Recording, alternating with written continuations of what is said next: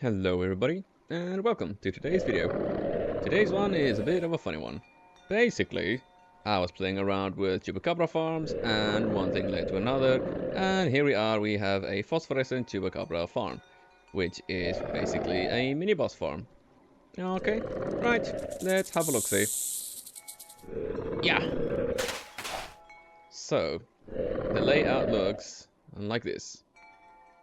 There we have our little mini boss bars on top, and we give them line of sight with this here cows. Interesting thing about them is they of course cannot be tamed because they are a mini boss. However, the breeding mechanics seems to still work on them.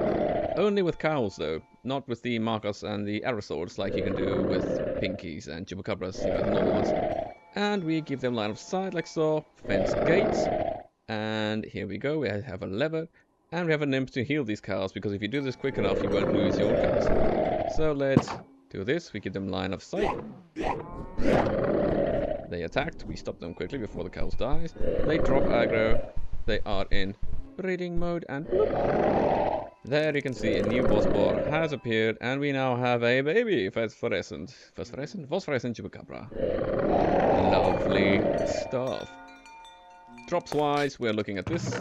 This is from only killing one without looting, so they give quite a lot 15 Chupacabra meat. They always give a Beast Soulstone, which is just great, obviously, and then leather, which is meh.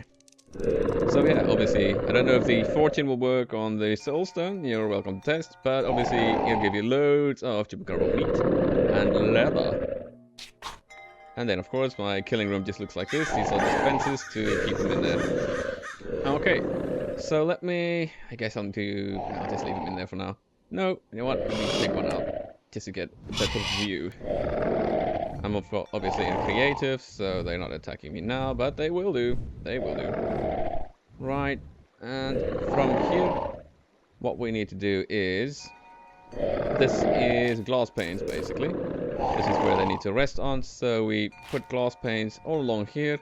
In this format, we leave this middle one empty so that our babies can fall through, and they stay in here. They are too big to fall through these dimensions. So yeah, we just have glass pane running along the sides, down here and into there. This is 1, 2, 3, 4, 5 blocks wide, leaving the edges empty, like so. And then this block here. Hang on, it's actually raining right now. I don't want crap to spawn. Okay. So where this block is, right through here. So exactly where the panes are. He's gonna try and run through here. No, he won't, but anyway. So where these panes are, exactly here. So not this block here, exactly the block above it here. We put trapdoors. So at the bottom of the top block here. And then we put our cows, and then we put our fence gates there. Okay, on top of our fence gates, we just run some redstone. And you put a lever, and you can automate this by the way, but I'm not gonna. There's a video, I've got one for the automated pinky breeder, which uses a redstone clock that automates this, so it keeps on running indefinitely as long as these cows don't die, because the markers that I use in that video has a lot of life. From here to heal them, obviously a nymph, which you name tag. And you can summon a nymph once again with flowers. I have a video how you can summon a nymph as well, so you guys can check that out as well. And then you name tag her to keep these cows healed. If you want to flick this on and off to stop losing your cows, because breeding them is quite annoying. Okay, now getting them in here is another thing. Let me quickly have a quick think here. So we can of course summon them. The first way would be to use a rock. I'll pop myself into survival in a moment.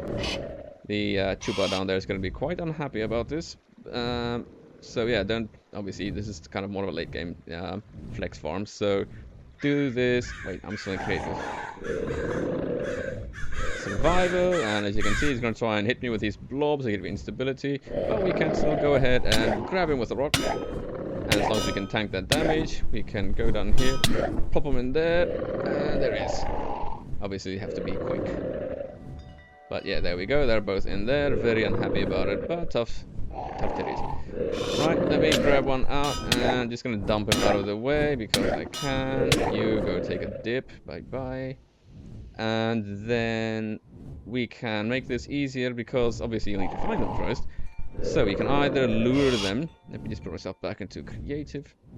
We can either lure them, you know, obviously if they spawn, or we can build an altar, which is the easier way. So let's go ahead, build an altar. We need to build some edges around this to get them in there. So let's build it about 2 high around here, like so. Actually, just the one ring should be fine, because they are at least 2 blocks high.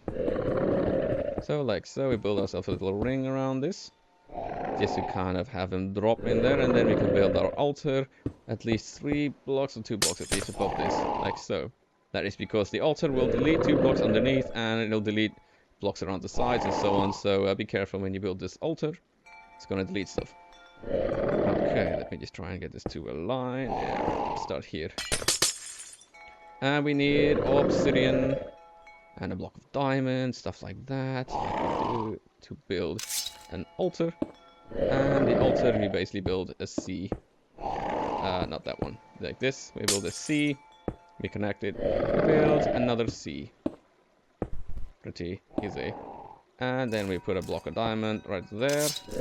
And obsidian block on top. And that is a phosphorescent blah blah blah blah blah. Summoning altar. Yes, words. And then we summon him. He will be around there. So you might want to expand this, make another ring, you know, kind of work with it in your own will. And then we just need to either lure him in there or kind of shove him, hand-to-hand combat, that sort of thing, or use the rock, and then he will be in there. And then we can just go ahead and seal this off. Let me select this, just make it nice and neat, like so. And then the cows, by the way, also put a roof on top of them, because the instability will affect the cows. So you'll see cows just flying out of it whenever they attack the cows, because they'll give instability to the cows. So yeah, you'll have little rocket cows, which is not ideal if you want to keep them alive. And then we once again just and stop before the cows die, and they should go chicka chicka bow wow. And chicka chicka bow wow, complete, and there he sits there, which is not ideal, but they should push him through eventually. Looks like he's stuck on this little corner there. Okay, that is worth noting. As they walk around, they should shove him off down, he should land down there, and these are little details. But yes, effectively, there we have our mini-boss farm. And, oh, one more thing. It's pretty cool. You probably want to name tag them as well. So we can name tag that one. Hey, name tag him. Okay, as you can see, he's got a name now. And then a bit of fun. This is more for multiplayer, I suppose. Multiplayer is the word. Let me just save and quit here, and I'll show you guys. Okay, we are back in the game. And as you can see, whatever you've name tagged him then gets changed. As you can see, we have a very flattering boss bar at the top there.